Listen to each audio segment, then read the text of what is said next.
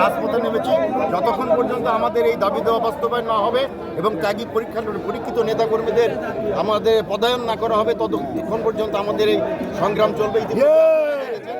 আমরা বিক্ষোভ সমাবেশ করেছি, আজকে মানববন্ধন কর্মসূচি করলাম এবং পর্যায়ক্রমে আমাদের আন্দোলন সংগ্রাম আমরা চালিয়ে যাব। আমরা কর্মসূচি ঘোষণা করব এবং এর পাশাপাশি আমরা বিএনপির ভারপ্রাপ্ত চেয়ারম্যান, যিনি আমাদের বিএনপি সারা বাংলাদেশের, যিনি বিএনপির প্রাণ, তার নেতৃত্বে সারা বাংলাদেশে আজকে বিএনপি সংগঠিত, যিনি আমাদের আশা ভরসার শেষ আশ্রয়স্থল, তার কাছে আমরা বিচার চাইছি। আমরা দাবি জানাচ্ছি তিনি যেন পরীক্ষা করে, তিনি যেন তদন্ত করে এই ব্যাপারটার তাড়াতাড়ি আমাদের নিষ্পত্তি করেন এবং তাহলে আমরা একটু ঐক্যবদ্ধ বিএনপি পাবো।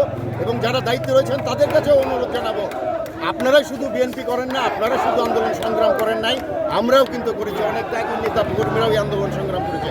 সবাইকে সাথে নিয়ে কিভাবে রাজনীতি করা যায়, বিএনপিকে কুষ্টিয়ার মাটিতে কিভাবে তার হারানো গৌরব ফিরে পেতে পারে বিএনপি, সেই লক্ষ্যে আপনারাও এগিয়ে আসুন। ছাড় দেওয়ার মন মানসিকতা রাখুন, তা না হলে পারে কিন্তু এই দল কিন্তু মুখ থুবড়ে পড়বে, সামনের দিকে এগোতে পারবে না। এই জেলার সকল বিএনপির নেতাকর্মীর প্রত্যাশা কিন্তু পূরণ হবে না। সকলকে ধন্যবাদ। এবং এই কমিটি গঠনের কারণে জনমনে অনেক ক্ষোভ সৃষ্টি হয়েছে। জনগণ এই কমিটি নিয়ে বিভিন্ন রকম সমালোচনা করছে। তাদের দৃষ্টিতে বিএনপির পরীক্ষিত নেতাকর্মী, ত্যাগী নেতাকর্মীদের নিয়ে এই কমিটি গঠন করে নাই বলে এই ইতিমধ্যে জনগণ বিভিন্ন পত্রপত্রিকা, ইলেকট্রনিক মিডিয়া, সামাজিক যোগাযোগ মাধ্যম, ফেসবুকের মাধ্যমে প্রকাশ করেছে। আপনারা ইতিমধ্যে সেগুলো দেখেছেন। ধন্যবাদ। আমার একটা প্রশ্ন আছে, সেটা হচ্ছে যে এই ত্যাগী নেতাদের বাদ দেওয়ার পেছনে বহিরাগতদের কোনো ইন্ধন আছে কিনা, এরকম কিছু মনে করছেন কিনা? আসলে বিষয়টা যারা আহ্বায়ক এবং সদস্য সচিব হয়েছেন ওনারাই বলতে পারবেন কেন বা কি উদ্দেশ্যে এরা করেছেন। আমার কাছে যেটা ব্যক্তিগতভাবে মনে হয়, তাদের এই ক্ষমতাকে নিরঙ্কুশ করার জন্য, একক আধিপত্য বিস্তার করার জন্য কুষ্টিয়া জেলা বিএনপি এই কর্মকাণ্ডটি করেছে। কিন্তু আমার মনে হয় যে এই কর্মকাণ্ডটি তারা সঠিক করে নাই। অবশ্যই আমরা মনে করি যে তারা ভুল বুঝে অবশ্যই আবার সবাইকে সাথে নিয়ে কীভাবে রাজনীতি করা যায় সেই বিষয়টি তারা ভাববেন। আরেকটা বিষয় আপনারা খেয়াল করেন, কুষ্টিয়া শহরের মধ্যে কিন্তু কুষ্টিয়া জেলা বিএনপির এই কমিটিতে কাউকে যুগ্ম আহ্বায়ক করা হয়নি। যে 4টি যুগ্ম আহ্বায়ক করা হয়েছে সব থানা লেভেল থেকে।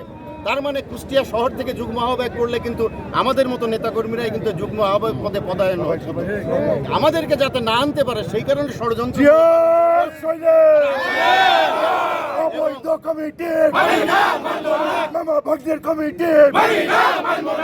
কুষ্টিয়াবাসী মানে না, কাজল ভাই মানে না, অপু ভাই মানে না, পিন্টু ভাই মানে না, হাবলুল্লাহ মানে না। যাই হোক, সব মিলিয়ে আমরা সংক্ষেপে বলবো, অনেকক্ষণ আমরা এখানে ত্যাগ স্বীকার করে আমাদের খোকসা থেকে শুরু করে দৌলতপুর পর্যন্ত প্রত্যেকটি থানা, প্রত্যেকটি ইউনিয়ন, প্রত্যেকটি ওয়ার্ড, পৌরসভা, কুষ্টিয়া সদর থানার এবং বিভিন্ন অঙ্গ সংগঠন সমূহের নেতৃবৃন্দ কিন্তু আমাদের সঙ্গে একাত্মতা ঘোষণা করেছে এবং তারাও চায় যে এই কমিটি বাতিল করে অনতিবিলম্বে ত্যাগী পরীক্ষিত নেতাকর্মীদের সমন্বয়ে নতুন প্রমাণ যে হাজার হাজার নেতাকর্মী আজকের এই মানববন্ধন কর্মসূচিতে অংশগ্রহণ করেছে, এটি তার প্রমাণ।